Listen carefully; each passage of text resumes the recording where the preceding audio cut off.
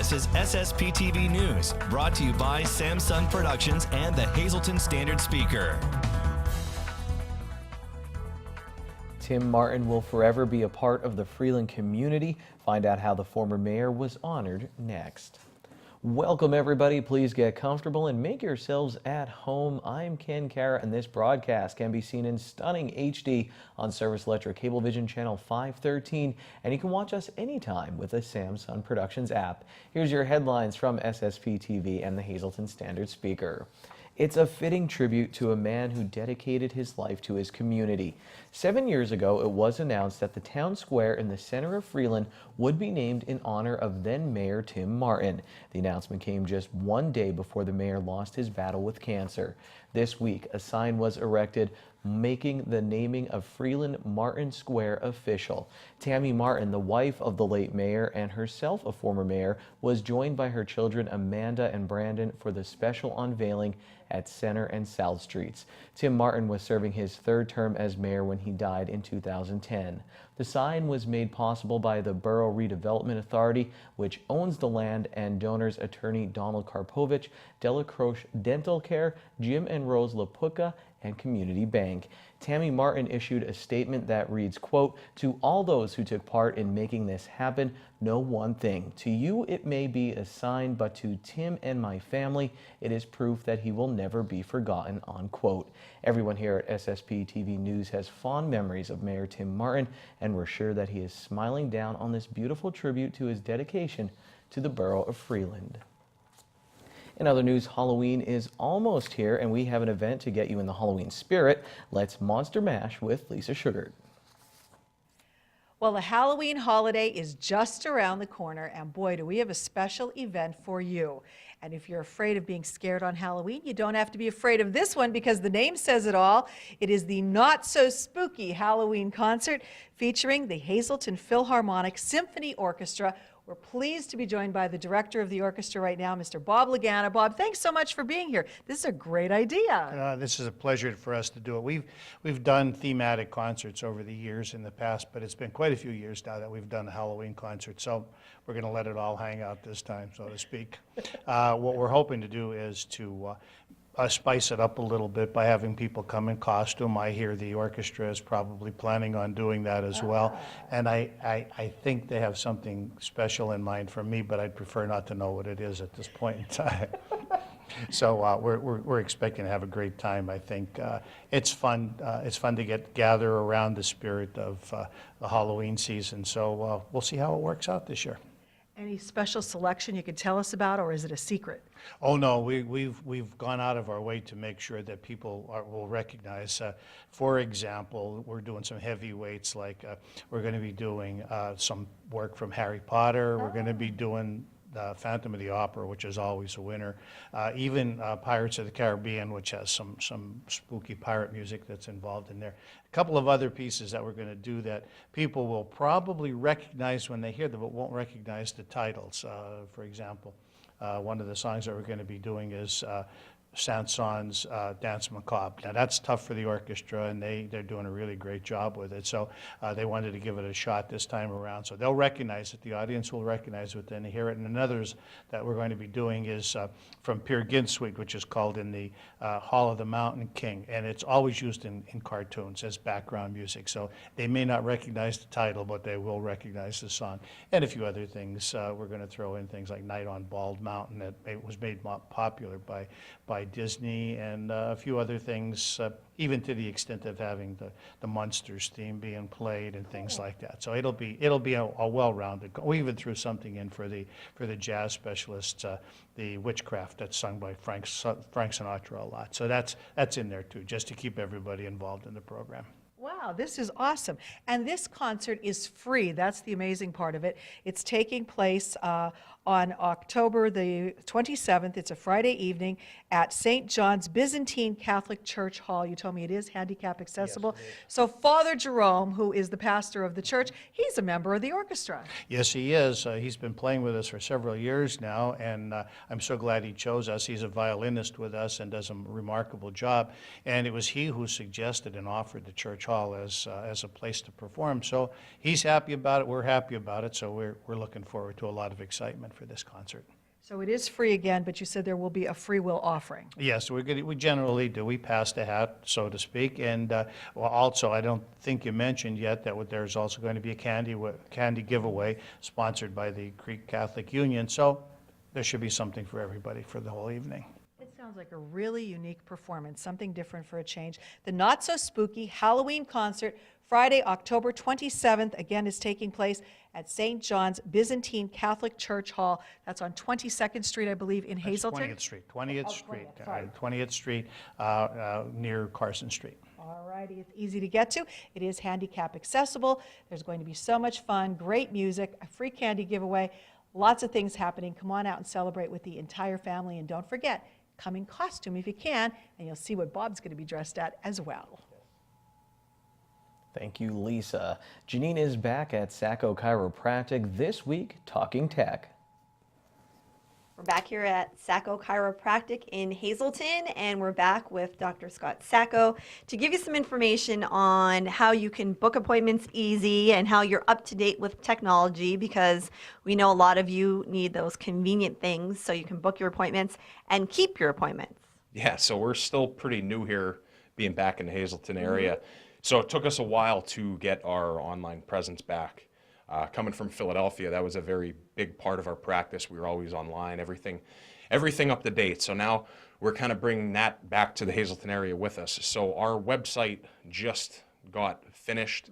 It's actually just up this past week. So it's www.saccochiropractic.com. You could see all of our hours, all of our, really anything that chiropractic could help, what we do in our office. It could just give you a more comfortable feeling to go on there and look and see what we do here and what we offer here at our office. And you could book appointments online. So it's very easy. You can just go, again, Sacco Chiropractic. And is your phone number and your address and all that fun stuff there? Everything's up there. You could get onto our Facebook page. You could follow us anyway through social media. You could email us. You can call us. And like I said, you could book that appointment right there through the website. And it sends us an email, it alerts us, and then we'll get right back to you. I know you've been busy, but you've definitely been picking up over the course of the several weeks. Oh, we have been. We've been super busy. So now that we have the website and everything up, we're expecting to be more. And we expanded our hours as well. We're now here full time, Tuesday through Friday. So we're here all day. So He's here all day. He sleeps here too, folks. yeah, that's how he used the pillow. That new pillow. Yeah. All right. Well, thank you so much again. Check out the website. If you have any questions, you can look on the website. You can even call here with the phone number you get from the website. And we'll see you next week right here on SSPTV News. Thanks, Janine. Now a reminder that our SSPTV programming is available tonight and every Wednesday from 6:30 until 8 p.m. on our high-definition channel 513. You can also watch a rebroadcast of SSPTV News tonight at 8 p.m. on both channels, Channel 13 and HD 513. Coming up, an 8-year-old who knows racing, baseball, and football. He's the Bo Jackson of local youth sports. And next we get Wild About Huntin with Dennis Gantz. Stay tuned to SSPTV News, your place for 24 hours of your hometown news and information.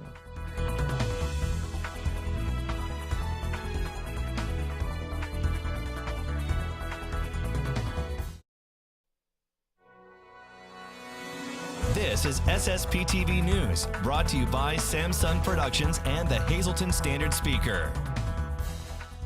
Well, hey folks, welcome to this week's segment of About Huntin'. And Wally and I are going to talk to you a little bit today about hunter safety. Now, Wally, when we think of hunter safety, we're focusing a lot on, making sure our weapons are empty when we're leaving and going to and from the woods and when we come home, as well as when we're climbing into our tree stands, making sure we have that safety line that we're attached to with our safety harness as we're climbing up and down that tree.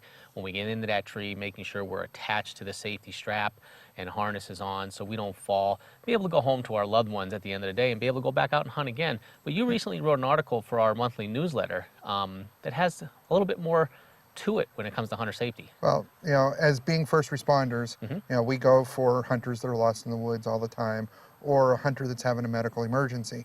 And as we know, and people forget, it's important that they have medical information with them, whether it's at their vehicle, whether it's on them in the woods, along with letting people know where they're hunting at. You know, you guys know where I hunt, I know where you guys hunt, but you know, a lot of people don't know where hunters may be. And that's one thing that we all do. One of the things that we, even though we may not all be hunting together, we know where each one of us hunts. So we always check every day who's going out this morning or who's going out this evening. And we always communicate with one another. Hey, I'm in the stand, I'm okay.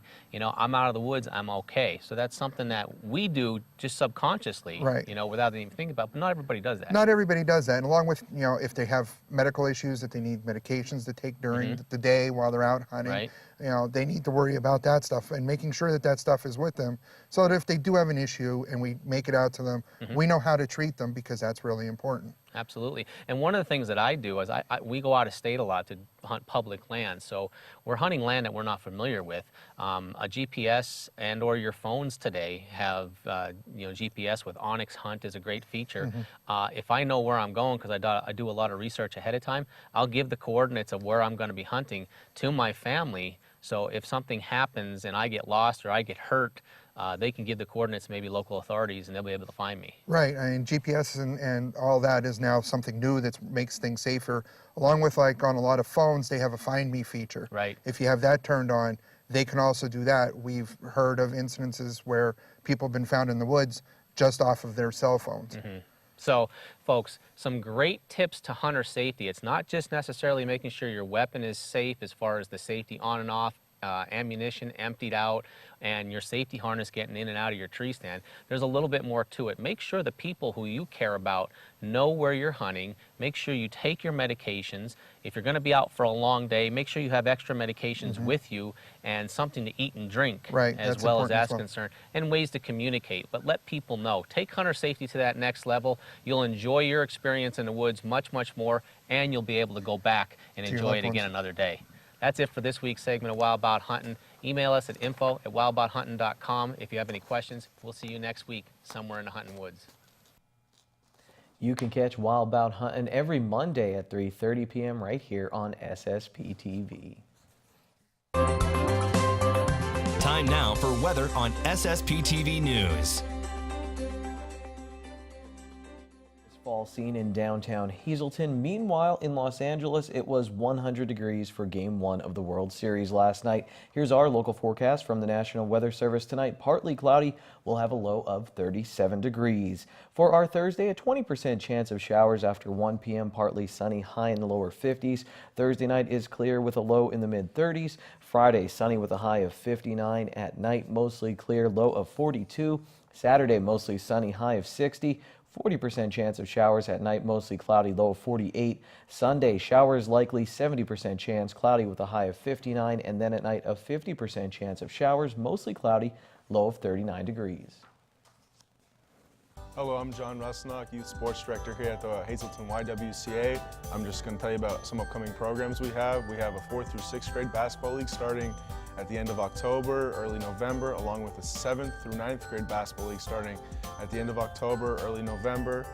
We also have upcoming in December, our TGIF is coming back, which is for all teens and youth that were interested in coming out on Friday nights for music, snacks, basketball, the pool, everything that you could offer here at the Hazleton Y.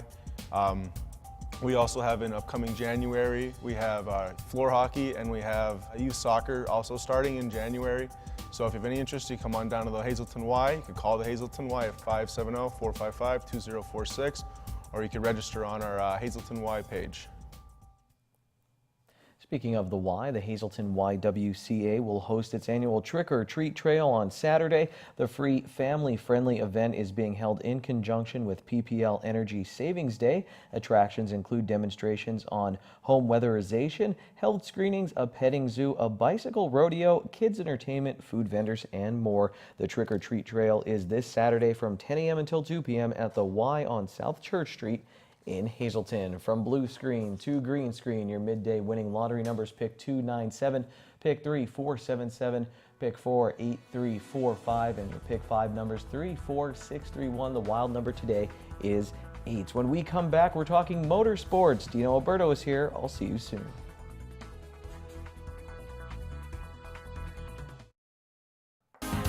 Time now for for sports on SSPTV News. We're about to race off to another Keeping Track segment with local motorsport journalist Dino Alberto. But first, some background. Today, you're going to hear from 8-year-old Jaden Harmon, the 2017 go-kart Rookie Blue champion at Greenwood Valley Action Track. His dad, Jason Harmon, also won a title at Greenwood Valley, and we'll talk with him next week. But first things first. Dino, everyone knows you. We'll get to you. Jaden, I want to talk to you because you said one of the best quotes that I think I've heard this year. I said you started at, how old were you when you first started racing go-karts? I was 3 years old. And then I said, do you remember that? And you said? No. No. So you don't have no memory of when you first started. What is your first memory in a go-kart? When I was in a kid cart. And what do you remember from that experience when you were that young? Was it always fun? It was always fun. They're always enjoying himself. And Dino, you told me he is this year's go-kart Rookie Blue champion. You said he's won 4 championships already, and you're what, six years old? 6 years old. Actually, he's 8 years old. 8 years old, okay. This is a well-rounded individual right here. This gives you the thought knowing that racing in the future is in good hands because guys like Jaden are being taught the right way. They're coming up through the ranks like quarter midgets, and we talk about that, and go-karts. And he's at a great facility over there at Greenwood Valley Action Track, and this kid is just phenomenal in what he has done in the last couple of years. This is not his first rodeo. It's not his first championship. It's something like 4 in a row, which is quite amazing. And this year, this kid really had to work hard at it because of some of the other activities that he does. He had to take a weekend off, just had to go out there and just basically win as much as possible. And I think the total by the time it was all said and done is something like 14 wins, and that's quite impressive to say the least. And Jaden, Dino told me that you were pitching because you're a Valley West All-Star, so you're also a pitcher. So run me through that day. You had to pitch and then go to a race? It was pretty hard. So what did you do? Like, run me through your day a little bit. You had breakfast. I mean, take me through the day. How was it? It was pretty good. It was pretty good. How was the game? Did you guys win that game, or? I think we won. And then you go to the racetrack at night. How did you stay focused? Are you just having fun with all of this, and that's how it happens? I was just having fun. So very busy guy. What else are you doing? You doing any other sports, or are you interested in stuff in school? I do football. Oh, yeah, you're playing for the Valley Chiefs, right? Mm-hmm. What position do you play? I play quarterback. All right. What have you learned from racing so far? Your dad started when he was very young. What have you learned from him? Just how to run the lines of the track. And how does that go? Like, is each track different, or? No, not really. Not really. Just got to stay on those lines there? Mm-hmm.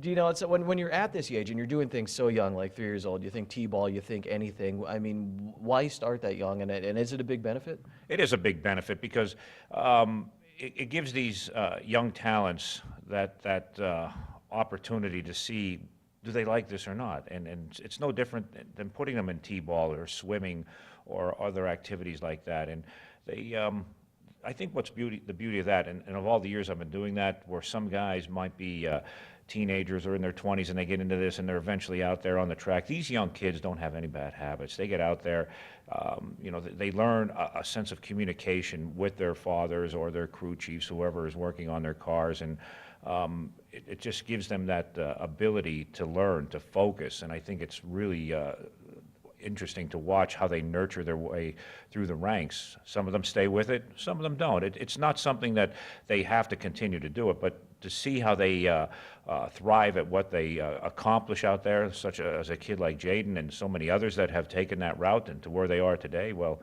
I think it's quite impressive, and this kid really knows what he's doing out there. Last thing I want to ask you, you said he had to earn his way to the championship this year, so he had to win a race in order just to qualify? Or? Yeah, well, the championship at a lot of these short tracks that we deal with, it's by points. Every race, every position pays points, and obviously you win, you get the most points. By taking a week off, that put him behind the 8 ball because he had been up there leading in the points, but he had been bypassed because of that. There was only one thing to do from that point on, and that was just go out and win, and he just kept reeling them off one after another, and the end result was another championship for Jaden. And let's close this out, but that could be pressure. I'm thinking of my beloved U.S. soccer team who did not come through when the pressure is on, will not be going to the World Cup. Do you feel pressure when you're out there? Like, are you nervous? What does it feel like when you're in your go-kart? I'm not nervous at all. Not at all. How about baseball when you're on the mound or anything? You're pretty calm guy? Yeah. Why is that? I mean, you just cool with everything, even schoolwork? Yeah. No kidding. How, you get that from your dad? Maybe. Maybe he's not as calm. Well, we'll find out if he's as calm. Jaden, thank you so much for your time. Good luck in your career. And we'll learn more about Harmon Racing next week with Jason Harmon. Let's learn more about sports on our SSPTV Standard Speakers Scoreboard. MMI's Jessica McClellan finished 11th in the state at the PIAA 2A Golf Championships. The junior shot a score of 178 over 2 days. Congratulations to her on a great season. And speaking of a great season, the Hazleton area girls tennis team made more history this year, winning the school's first ever Districts 2/4 AAA Sub-Regional Tennis Championship. The Lady Cougars lost in the first round of the state playoffs to Council Rock North. Stephanie Mazurek will compete in the state singles tournament next week. The Mono area girls volleyball team, they beat Weatherly to move to the District 11 Single A semifinals against Nativity. Marion will take on Salem Christian in the other semifinal. Good evening, everyone. Here's today's Talk of the Town. If you're still looking for a Halloween costume, come on down to Designs Unlimited in Freeland. There's plenty of Halloween costumes for both kids and adults. All information about the store is listed on your screen, so hurry in and reserve your costume today. And that's today's Talk of the Town. SSPTV News would like to send our sincere condolences to the family and friends of these recently departed. Joseph J. Dan Show of Hazel Township. Mass is Friday at 10 a.m. at Holy Rosary Church in Hazleton. Friends may call Thursday from 6 to 8 p.m. and Friday from 8:30 to 9:30 a.m. at the John J. Pustay Funeral Home in Hazleton. Edward M. Hoffman. Mass is Saturday at 1 p.m. at Our Lady of the Lord's Roman Catholic Church in Weatherly. The Philip J. Jeffries Funeral Home in Weatherly is in charge of the arrangements. Paul Kaminsky of Freeland. All services will be private under the Harmon Funeral Home and Drums. Cecilia P. Kavitsky of Freeland. Mass is Saturday at 9:30 a.m. at Immaculate Conception Parish at St. Anne's Church in Freeland. Friends may call Saturday from 8:30 to 9:30 a.m. in the church. The McHugh Wilczek Funeral Home in Freeland is in charge of the arrangements. William J. Polashensky of Drums. Mass is Friday at 11 a.m. at St. John Bosco's Roman Catholic Church. Friends may call Friday from 9:30 to 10:30 a.m. at the Harmon Funeral Home and Drums. Richard E. Tobias of Cunningham. A memorial service will take place on Friday at 11 a.m. at the historic Brainerd Church in Sugarloaf Township. Friends may call Friday from 10 to 11 a.m. in the church. The Harmon Funeral Home and Drums is assisting the family. And Yvonne Herc Yanuzi of Hazleton. Mass is Saturday at 10 a.m. at the Holy Rosary Church in Hazleton. Friends may call Saturday from 9 to 10 a.m. in the church. The Firo Funeral Home and Drums is in charge of the arrangements. Attention pay-per-view subscribers, if you see your name now on SSPTV News, you can call in and win a free movie from Service Electric Cablevision. Today's winner is Wendy Acosta of Hazleton. Call now and leave a message at 570-455-7267 extension 104 for your free movie. So many fun Halloween events going on in our area. Get out to some of them. If you missed us promoting some of them, you can go to our website, ssptv.com. Check out some stories that we did in the past right there. That's it for today. More fun tomorrow on the news. Take it easy, everyone. Watch us online anytime at ssptv.com and follow us on Facebook and Twitter.